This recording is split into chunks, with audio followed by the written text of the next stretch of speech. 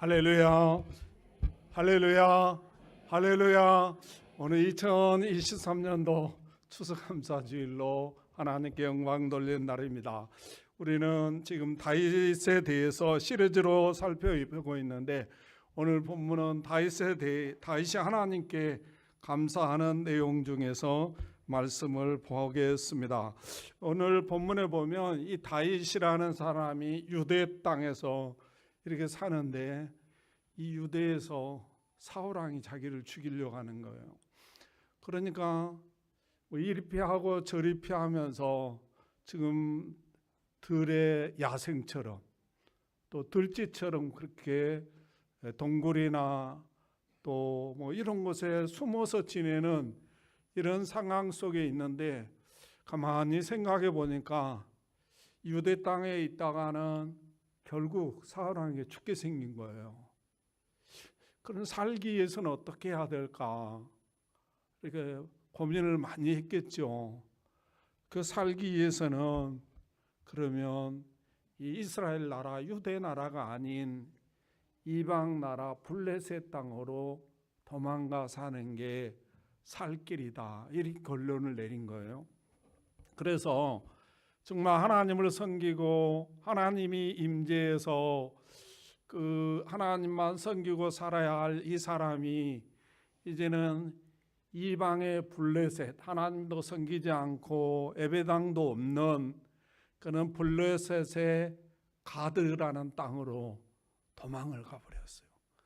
성경은 도망갔다는 표현을 쓰거든요. 하나님께 도망갔다는 표현도 되고, 또 유대 땅에서 또 교회에서 도망갔다는 표현도 돼요. 그러므로 도망가 버려서 살려고 도망갔는데, 아기스 왕의 신하들, 블레셋의 가드는, 이 가드라는 땅은 블레셋 나라의 5대 도시 중에 하나예요. 이 땅에서 이 가드 왕의 신하들에게 잡힌 거예요. 이게 왜 잡혔겠어요? 과거에 이 친구가 가드의 그 블레셋의 골리앗 장군이 가드 사람이거든요. 이 골리앗을 죽인 사람이라, 이 보니까 이 다윗이 틀림없는 거예요. 그래서 이걸 잡아가지고 뭐 밤낮으로 고문을 하고 굶주리면서 종일 두들겨 폈다는 거예요. 이게. 그 다윗이 너무너무 힘들고 살 소망이 끊어져 버린 거예요. 이제 살려고 이 블레셋 땅에 도망갔는데, 이제 완전히 살 소망도 끊어져 가지고 이 고문 나가다 죽게 생긴 거예요. 이게. 그때 이 다윗이 하나님께 기도합니다. 그 기도의 중요한 내용 중에 하나가 뭐냐면, 하나님, 내 눈물을 주님의 병에 담아주세요. 잊어버리지 말라는 거죠. 얼마나 고통스럽고, 뭐 지금이야 인권이, 그 당시 인권이 어디 있습니까? 그렇게 기도하는데 하나님께서 다윗을 찾아오셨어요. 그래가지고 그 마음에 감동 주는 게 뭔가 봤더니 이렇게 표현하고 있어요. 12절 한번 봐봅시다. 12절입니다. 제가 읽어드릴게요. 하나님이여, 내가 주께 소원함이 있사온즉 내가 감사제를 주께 드리겠나이다, 이렇게 표현해요. 다시 말하면 다시 하나님께 소원한 게 있었다는 거예요. 그게 뭔가 봤더니 내가 범사에 감사하겠다는 거죠. 근데 그 마음을 주신 거예요. 다시 말하면 하나님 그 마음을 주면서 너 범사에 감사하기로 했지 않냐? 여기서 감사할 수 있냐? 여기서 감사해라, 그런 내용이에요. 다윗의 입장에 생각해 보면 이 고문을 근처 놓고 고문 시키는 애들 아작을 내놓고 그 다음에 좀 감사하라고 하면 이해가 갈 수 있잖아요. 근데 지금 여전히 뭐예요? 고문하고 있고, 여전히 구타하고 있고, 여전히 먹을 것도 제대로 주지 않고, 두들겨 맞아서 죽게 생긴 이 사람한테 감사만 하라고 한 거라. 다윗의 입장에서는 이해할 수가 없잖아요. 적어도 고난이 없어야 감사할 수 있는 것이고, 적어도 의식주는 해결해 줘야 감사할 수 있는 거잖아요. 그러니까 다윗의 입장에서 보면 도대체 이게 하나님이 계시는 건가? 이게 하나님이 도대체 살아 계시는 건가? 하나님이 진짜 살아 계시면 나를 죽이려고 하는 건가 이게? 별 의심이 다 들 수 있는 상황이잖아요. 이때 우리는 하나님 내가 뭘 잘못했습니까? 왜 나에게만 이렇게 고난을 주십니까? 김정은이는 못된 짓 자뜩에도 잘 먹고 잘 사고 군림하게 살면서 왜 나에게만 이렇게 고난을 주십니까? 그러면서 기도도 안 해버리고 주일날도 예배 안 들어버리고 나가서 막걸리 마셔버리고 막 그러잖아요. 대부분 그렇게 사시잖아요. 근데 다윗은 오늘 본문에 보니까 맞습니다. 내가 그때 서운한 게 있었습니다. 이제부터는 내가 하나님께 감사드리겠습니다. 이런 표현이거든요. 다윗은 아그시의 세나에게 잡혀서 사면을 돌아봐도 살 소망이 사라졌습니다. 자기를 도와줄 사람이 아무도 없어요. 아무리 생각해보고 또 생각해보고 지혜를 짜고 또 짜봐도 여기서 살아날 구멍이 없었어요. 그런데도 불구하고 하나님이 감사하라고 그러니까 감사했다는 거예요. 무엇이 그로 하여금 그렇게 만들었나 이래 봤더니요, 3절에 보니까 이렇게 말하더라고. 3절입니다. 내가 두려워하는 날에는 내가 주를 의지하리이다. 내가 두려워하는 날에는 내가 하나님을 의지하겠습니다. 여기서 의지한다는 말은 바타흐라는 단어를 썼어요. 믿는다, 신뢰한다 그런 뜻이에요. 의지한다. 내가 두려운 일이 생기면 하나님을 의지하겠습니다. 그런 뜻이에요. 그리고 하나님께 감사하겠습니다. 하나님을 의지해서 하나님을 믿어서 감사하겠다. 그런 내용입니다. 4절에도 보면요, 이렇게 말해요. 내가 하나님을 의지하고 그 말씀을 찬송할지라. 내가 하나님을 의지하였은즉 두려워하지 아니하리니 혈육 가진 사람이 내게 어찌하리까. 10절에도 보면 내가 하나님을 의지하며 그의 말씀을 찬송하며 여호와를 의지하여 그의 말씀을 찬송하리이다. 11절에도 보면 내가 하나님을 의지하였은즉 두려워하지 아니하리니 사람이 내게 어찌하리까. 이렇게 표현하고 있어요. 여기서 이 짧은 문장 속에서 의지한다는 표현을 6번이나 쓰고 있어요. 하나님을 믿고 하나님을 의지하고 하나님을 신뢰해서 하나님께 감사하겠습니다. 그런 내용이에요.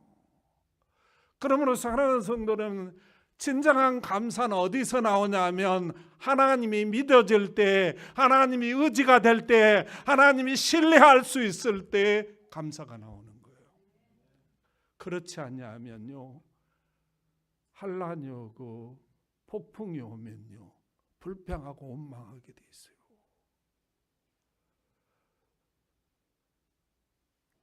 우리 주님 한번 봐보세요. 주님은요 공감복음에서 다 나눈 내용인데요, 누가복음 9장 16절에 보면 이렇게 말해요. 예수께서 떡 5개와 물고기 2마리를 가지사 하늘으로 축사하시고 떼어 제자들에게 주어 무리에게 나눠주게 하시니, 이렇게 표현했어요. 뭐 다 하시는 내용이잖아요. 우리 주님이 떡 5개, 물고기 2마리, 이거 공감복음에서 보면요, 어린 애들이 갖고 있는 거라는 거예요. 그러니까 뭐 어린 애들이 뭐 떡을 이렇게 큰 걸 가지고 있겠습니까? 물고기는 뭐 고래만한 걸 가지고 있겠습니까? 다 피레이만한 것 가지고 있죠.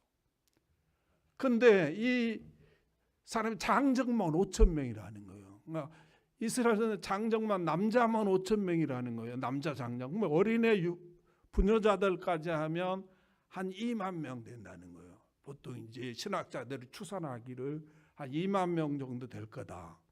근데 2만 명을 먹이려는데 우리 주님이 떡 5개하고 물고기 2마리밖에 없다는 거예요. 턱없이 부족하죠. 근데 지금 이 상황은 어떤 상황? 빈들이라는 거예요. 빈들은 뭐요? 먹을 것이 아무것도 없다 면 앞으로 소망도 없다고 말이에요. 2만 명을 먹이는데 떡 5개와 물고기 2마리밖에 없어서 턱없이 부족하고, 그러면 앞으로 어디서 생겨나서 먹여야 되는데 그럴 가능성 전혀 소망이 없다는 거죠. 이런 가운데 그걸 받으시고 떡 5개와 물고기 2마리를 받으시고 뭐 하나 받더니 하나님께 축사했다는 거예요. 이 축사했다는 율례개혁서라는 단어예요. 그건 뭐냐 하면 축복했다, 감사했다, 찬양했다, 그런 뜻이에요. 그러니까 하나님께 그 물고기 떡 5개와 물고기 5마리 먹어야 할 사람은 2만 명. 그러면 어디서 생길 가능성이 있느냐? 없다는 거죠. 빈들이니까. 전혀 소망이 없는 그런 가운데서도 그걸 들고 하나님께 뭐 하는가 봤더니 감사했다는 거예요.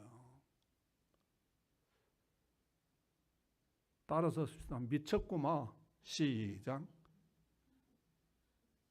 미친 사람이 아니면 할 일이 아니에요, 이게. 예수 믿는 사람이 미친 사람들이에요. 그러니까 할 일이 아닙니다. 무엇이 예수로 하여금 그렇게 만들었나 봤더니요, 그 요한복음 6장 38절 한 절만 볼게요. 요한복음 6장 38절을 보면요, 이렇게 말해요. 내가 하늘에서 내려온 것은, 여기서 내가 내 예수지요. 예수가 하늘에서 내려온 것은 예수의 뜻을 행하려 함이 아니요 나를 보내신 이의 뜻을 행하려 함이니라, 이렇게 표현했어요. 예수님이 이 땅에 온 것은 자기 뜻을 행하려고 온 게 아니라는 거예요. 성부 하나님의 뜻을 이 땅에 실현시키려고 육신을 입고 오셨다는 거예요.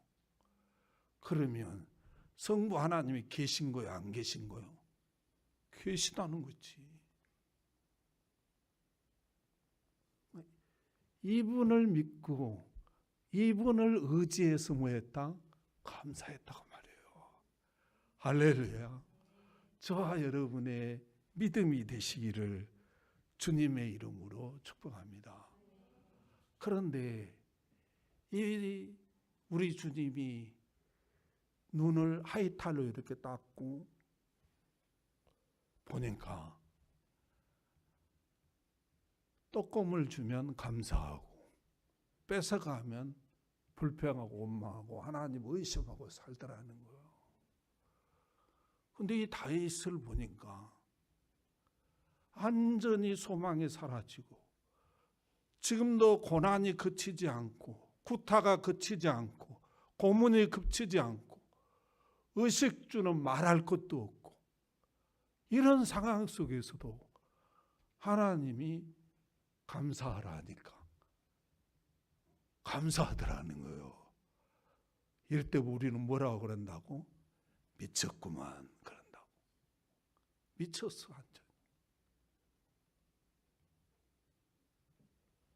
근데 이 모습을 보시고 우리 하나님이 어떻게 하시는가 봤더니요, 이 다윗에게 포기하지 않는 지혜를 주십니다. 그 지혜가 뭐냐면 사무엘상 21장 14절 15절에 보면 이 아기스한테 잡혔던 이 사건을 시편에서는 시편으로 표현한, 시로 표현한 거거든요. 14절 15절에 보면 사무엘상 21장 14절 15절에 보면 이렇게 말해요. 아기스가 그의 신하에게 이르되 너희도 보거니와 이 사람이 미친 강이로다. 어찌하여 그를 내게로 데려왔느냐. 내가 미친 강이가 부족하여서 너희가 이 자를 데려다가 내 앞에서 미친 짓을 하게 하느냐. 이 자가 어찌 내 집에 들어오겠느냐 하니라. 이렇게 표현해 있어요. 지금 다윗에게 하나님이 지혜를 주었는데요, 미친 강이 흉내를 내게 만든 거예요. 아니 지금 미친 강이 흉내 낸다고 살겠습니까 여기서 지금? 그래도 확률이 조금 있다고 생각한 거죠. 미친 강이 흉내를 내고 몸을 딕딕 긁고 막 춤을 질질 흘렸다는 거죠. 그 친구를, 이 다윗을 아기스 왕에게, 이게 우리 골리앗을 죽였던 다윗입니다. 이 원수도 때려 죽여야 할 원수입니다. 이렇게 가서 고한 거죠. 그런데 그 다윗이 미친 강이 흉내를 냈다는 말은 포기했다, 포기하지 않았다? 포기하지 않았다는 거예요. 이런 상황 속에서 사면을 돌아봐도 희망도 없고 살 희망도 없고 꿈도 없고 여기서 도와줄 사람도 없는 그런 상황 속에서도 포기하지 않고 하나님이 지혜를 주신 지혜대로 했다는 거예요. 근데 더 중요한 건 뭐냐? 이 미친 강이 흉내낸 이 사실을 아기스 왕이 믿도록 만들어 했다는 거예요. 부인이 말해도 잘 안 믿잖아요. 남편이 말해도 잘 안 믿잖아요. 그런데 이 왕, 수많은 사람을 겪어봤던 이 왕이 다윗이 미친 강이 흉내낸다고 모르겠어요. 근데 어둡게 만들어버린 거예요. 그러고 그걸 믿도록 만드는 거예요. 더 중요한 건 뭐냐면 다윗이 미친 강이가 되었다 할지라도 죽여야 돼요. 골리앗 장군의 고향이 가드입니다. 그렇기 때문에 아기스 왕이 이 다윗 때문에 이스라엘한테 전쟁에서 패했잖아요. 그러므로 내가 우리 대장군 골리앗 장군을 죽인 다윗을 내가 잡았습니다. 그리고 성문맞게 걸어야 자기의 위대함이 더 드러난다 이 말이죠. 그래서 죽여야 되는데 이걸 살려 죽여본 거예요. 어마어마한 기적입니다. 이 정말로 절망적인 상황에서 감사했더니 살려주는 역사가 일어나게 됐다는 거예요. 예수님이 보리떡 5개와 물고기 2마리를 가지고 성부 하나님을 의지해서 감사했더니 2만 명이 배불리 먹고 12바구니나 남는 역사가 일어났듯이 오늘 다윗이 소망도 희망도 미래도 사라져버린 이런 상황 속에서 감사했더니 하나님께서 이 정말로 절망적이고 불가능한 이 상황 속에서 살려주시는 역사가 일어났습니다. 사랑하는 성도 여러분, 이 말이 맞는 것 같아요. 이 말이 맞습니다. 요한복음 11장 41절에 보면요, 예수님이 이렇게 말하더라고. 돌을 옮겨 놓으니 예수께서 눈을 들어 우러러 보시고 이르시되 아버지여 내 말을 들으시는 것을 감사하나이다. 이렇게 표현했어요. 무슨 상황이냐면 지금 나사로가 죽어서 묻은 거죠. 우리말로 하면 그냥. 그래서 사흘이 지나니까 썩은 냄새가 났다는 거예요. 절망 정도가 아니고 이제는 완전히 소망이 사라져 살 희망이 없는 거죠. 여기서 뭐 살아난다 이렇게 말하는 사람은 맛이 간 사람이에요. 정신 나간 사람이죠. 그런데 우리 주님은 그 썩은 냄새 나는 그 묘 앞에서 감사했다는 거예요. 이런 사람을 우리는 어떤 사람이라고 한다고? 맛이 간 사람이라고 한다. 근데 왜 이렇게 감사했나 이렇게 봤더니요, 이렇게 표현했어요. 내 말을 들으시는 것을 감사합니다. 내 말을 들었다는 말은 뭐예요? 성부 하나님 살아계시고 나는 그분을 의지한다고 말이죠. 그리고 살려줄 것을 믿는다고 말이죠. 그래서 감사했다는 거예요. 그런데 그 썩인 송장이 살아나 버렸다는 거예요. 믿어지십니까? 믿어져요? 그러면 감사하시기를 주님의 이름으로 축복합니다. 사랑하는 성도 여러분, 여러분의 남편이요, 하나님이 여러분에게 보내주셨어요. 그 남편을 이용해서 여러분 편하기 위해서 주신 게 아닙니다. 그 남편이 군림하라고 부려먹으라고 준 게 아닙니다. 비록 내 남편이 지금 삶이 좀 허접하고 미래가 불투명하고 소망이 사라졌어도 내가 내 남편에게 감사하고 그 하나님을 의지하고 감사하고 살면 하나님이 절망적인 상황에서도 살려주면서 여러분의 남편에게 여러분에게 더욱더 믿음을 더해주시려고 주신 겁니다. 여러분은 아내예요. 여러분이 주신 분이 하나님이셔요. 어떤 분은 그냥 내 눈이 멀었어 그냥 미쳤어. 맞아요. 눈멀게 만들어준 거예요. 여러분에게 붙여주려고 보내주려고 미치게 만든 거예요. 그냥 부모도 못 말리게 만든 거예요. 그런데 중요한 거는요, 그 군림하라고 준 게 아니에요. 이용해 먹으라고 여러분에게 보내준 게 아니에요. 여러분의 감사해서 하나님이 살아계심을 보여주려고 보내주신 거예요. 할렐루야.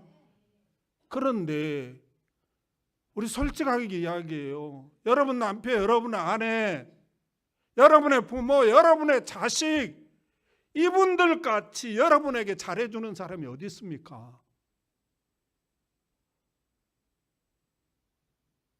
그런데 원수처럼 사는 사람들이 있어요.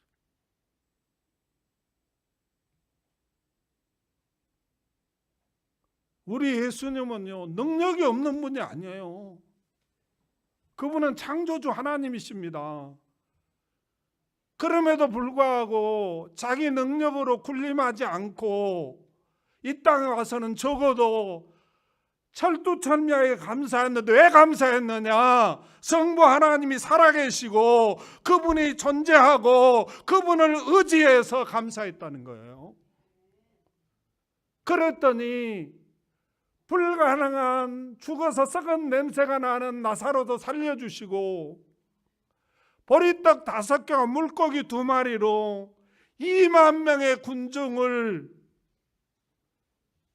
배불리 먹고 12바가지는 남는 역사가 이렇게 해줬다는 거예요. 여러분이 이 땅에서 피폐하고 힘들게 살아가는 주된 원인이 뭡니까? 가장 많이 감사해야 할 내 남편, 가장 감사를 많이 해줘야 할 내 아내, 내 자식, 내 부모에게 감사가 메말라 있다는 거예요.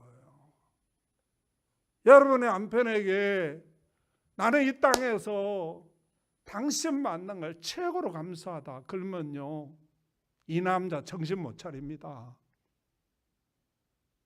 우리 아내 행복하게 해주기 위해서는요, 돈 벌러 전쟁터 가버린다. 지가 지원해갖고 가버린다니까. 살 의미가 있는 거예요. 살아갈 의미가 있어요. 여러분의 아내, 여러분들이 나는 정말 이 땅에서 태어나서 감사한 최고로 감사, 당신 만난 거야. 그러면요, 이 여자분요 정신 못 차립니다. 정신 못 차려. 이것만 지대로 되면 하나님의 역사가 난다는 거. 할렐루야, 할렐루야. 절망적인 상황도 살려주는 역사가 일어납니다. 전혀 소망이 없어도 살려주는 역사가 일어난다는 사실을 믿으시기를 주님의 이름으로 축복합니다. 우리 주님이요, 이 말 하고 싶은 거예요 지금. 그래서 여러 가지 이런 역사를 보여준 거예요. 저는요, 제가 목회 시작할 때는요, 한국교회가 처음으로 간 시대였어요. 내가 주변을 이렇게 돌아보고 보면요, 나 때 목회 시작하신 분들은요, 교회 건축하신 분들이 없다고 보시면 돼요. 없다고 보시면 됩니다. 있으면 금수저 물고 태어난 사람, 처갓집에서 지어준 사람, 이런 수준이요. 서울서 개척해서 시골에서 막 우리 시대 때 막 그냥 자식 생기면 생기는 데는 놔야 되잖아요. 지우다가 죽을 수 있으니까. 이 사람들이 산업의 혁명이 일어나면서 막 서울로 올라오면서 수도권 교회가 붕괴했어. 근데 이제 자식 안 나니까 올라올 사람도 없는 거라 이제. 그 시절에 내가 개척한 거야. 그 시절부터는 도시에 개척해갖고는 부흥이 안 되는 거야. 근데 개척을 했는데 추수감사절이 됐는데 헌금할 돈이 없네.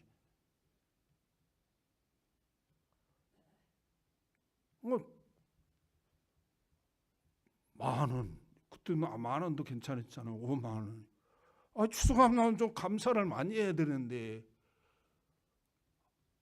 할 수가 없어요. 그래서 생각해낸 게 뭐냐, 돼지고정통 만든 거예요. 돼지고정통 큰 거 만들어서 감사한금 많이 하고 싶어서 100원짜리 생기면 100원짜리 넣고, 1000원짜리 생기면 1000원짜리 넣고, 만원짜리 생기면 만원짜리 넣고, 5만 원권 나올 때는 5만 원 넣고 막 생기는 또 거기다 넣은 거예요. 이걸 그때부터 지금까지 하고 있는 거예요. 근데 여러분, 그래서 그랬는지 모르겠어요. 우리 아들이 3명입니다. 첫째가 지금 대학원이죠. 이제 그 목사 과정은 좀 다릅니다. 대학 나오고 대학원 나오면 교육학 석사를 줘요. 그 다음에 이제 박사학위 가려면 신학 석사를 따로 받아야 돼요. 그게 THM 과정이라고 합니다. 2년을 해야 돼요. 그 신학 석사를 받아야 신학 박사를 과정을 할 수가 있어요. 근데 이 신학 석사 과정을 안 받은 사람들은 대부분 철학 박사 받는 거, 철학 박사, 교육 박사, 철학 박사. 신학 박사를 받은 과정들은 THM 과정을 따라 합니다. 그래서 우리 큰애가 이제 TH인 과정을 마치고 논문만 남았어. 둘째, 셋째가 이제 대학원, 둘 다 대학원 다니죠. 중요한 거는 제가 목회를 잘못해요. 교회에서 사례비도치도 못 받고 또 교회에서 뭐 우리 애들한테 장학금이라고 준 적이 내 기억에는 없어요. 없습니다. 그랬는데 지금 되돌아보니까 그렇다고 뭐 우리 성도들이 뭐 대준 것도 아니고 우리 성도들 다 어렵잖아요. 대준 것도 아닌데도 불구하고 그 뭐 학자금 대출을 한 번도 받은 적이 없어요. 그리고 다 반듯 다 익었어요. 교회에서도 남들보다 더 열심히 하면 했지 못하지는 손가락질 받지는 않겠고 건강하게 커주고 그래도 뭐 적은 교회지만 이만한 교회 지어서 목회하게 된 게 내가 그렇게 하나님께 감사하려고 하는 그 마음을 받았지 않나 그런 생각을 해봅니다. 그러므로 사랑하는 성도 여러분, 무엇보다도 중요한 게 남편에게 감사하십시오.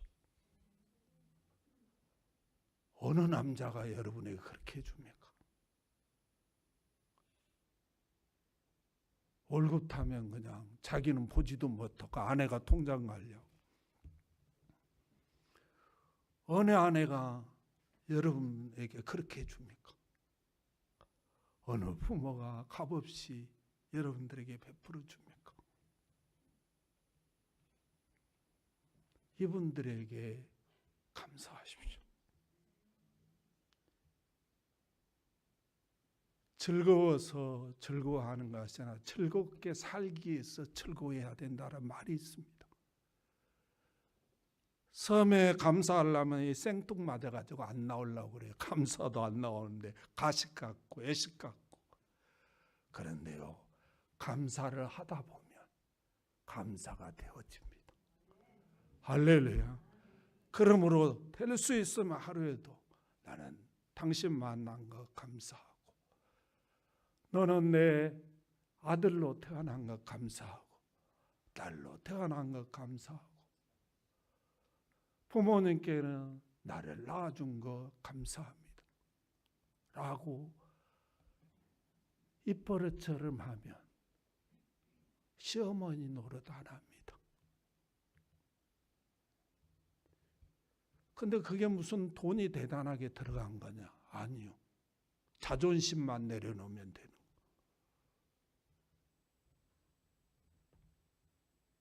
그걸 줄이 주님 아는 거예요.